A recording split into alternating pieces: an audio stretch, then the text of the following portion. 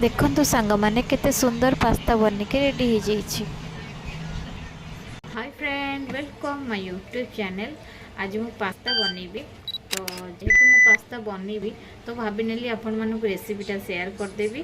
तो आपण माने जानबे मु को टाइप रो केमिति पास्ता बनाउछि कि को टाइप रो बनाउछन्ती मु तो जानिनी। तो मु जो टाइप रो बनाउछि आपण माने भी थरे बनैके देखांतु आउ खाइके कहतु कमेंट माध्यम रे केमिति लागुछि। आउ जेहेतु मोर अलग किसी बनइबार थिला माँ कहला पास्ता अच्छी तो पास्ता बनई दे। अंडा भी नहीं आसती तो पास्ता को अंडा पुच करदेवी। आउ देखिए रेसिपी जदि ठीक ठाक थी ताले कमेंट माध्यम जनइबे, जदि ठीक ठाक न थी भी कमेंट माध्यम जनइबे। आउ जदि वीडियोटी भल लगे ताले लाइक शेयर सब्सक्राइब करदेवे। जमा भी भूलिबेनी सब्सक्राइब करने प्लीज़। देखंतु सांग माने मु एमिति किछि परिबा नेइछि। एथिरे कंचा लंका टमाटो पियाज अच्छी, एथिरे कैप्सिकम गाजर बीन्स अच्छी। तापर मु गरम पानी बसई देछि, लूण पकेदेली। तो एबे मु किछि समय फुटिया पई छाड़ी देली। फुटीगला ताले आमे पास्ताटा छाड़ीदेवा। पास्ताटा छाड़ी देकी भलसे मिक्स कर देकिना ताकू आमे किछि समय पई घोड़ेकी रखिदेवा, कारण सेटा सिजिबो। सिझापी आम घोड़े की रखिले से भल भाव में सिझ।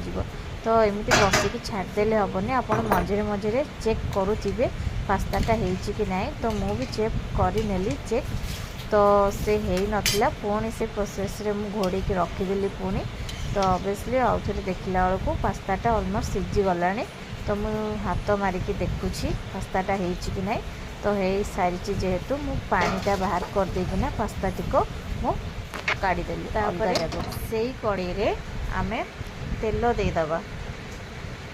तेल दे सारिबा परे मु टिके जीरा फुटेदेली। तापर जाइकिना कंचा लंका जेहेतु पकईबी रखीदेली, कंचा लंका फुटेदेली। तापर पियाज तक देदेली। पियाज दे सारा पर आम ताको भलसे मिक्स करदबा। पियाज को एते भी माने कड़ा भाजबे किसी आवश्यकता नाई।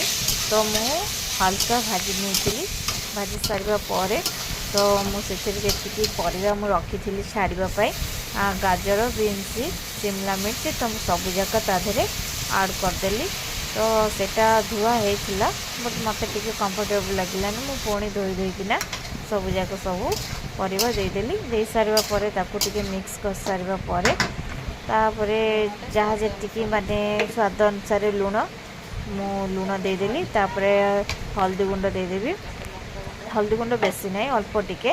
तापर जाकि लंका गुंड टिके, तापर करी पाउडर टिके मु देदेवी। करी पाउडर दे सारिबा परे टिके मिक्स करदेवी।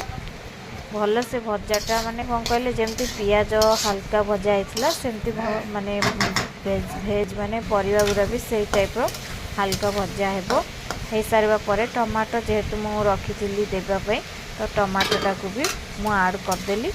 से टमाटोटा भी टिके स्मूथ हो गला परे माने भजा भलसे हो गला परे मु रखी कौन कहले पास्ता रे गोटे मसला मिलूची पास्ता मसला। से पास्ता मसला को मु ताधरे आड करदेली। पास्ता मसलाटा आड कर सारिबा परे ताकू भी भलसे मिक्स करदेली। मिक्स हो गला परे माने भलसे मिक्स हो गला परे सब माने परिवा संगे तापर मैं पास्ता छाड़देली। आउ जेहेतु आम पास्ताटा को छाड़ूचे पास्ताटा कौन हार्ड हो जाइए।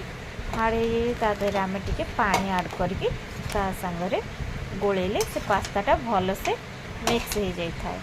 से पानी टिके देकिना गोलेबे। आपड़ जब चाहिए जूसी जूसी भी पास्ता करें बट मुझे जूसी करनी नॉर्मल। देखो केते सुंदर पास्ता रेडी हो जाइए। आपण मैंने यही प्रोसेस रे पास्ता बनिकी खातु। तापर मुझे अंडा पोच जेहेतु हाँपाई तो मु अंडा पोच भी ये बनई दूँगी। आम समस्ते फैमिली थी 7 जन मेम्बर तो 8टा अंडा थिला। अंडा पोच 8टा बनई देलु। तापर अंडा पोच और पास्ता खाइकिना बहुत बहुत बहुत मस्ती करूँ। आम एबे सब फैमिली मिसी एकाठी खाइबू। आउ देखो केते सुंदर अंडा पोच, कारण आमको न सिझिले भल लगे बोली मुझे दी पटु सिझे अंडा पोच कली। देखते केते सुंदर होती।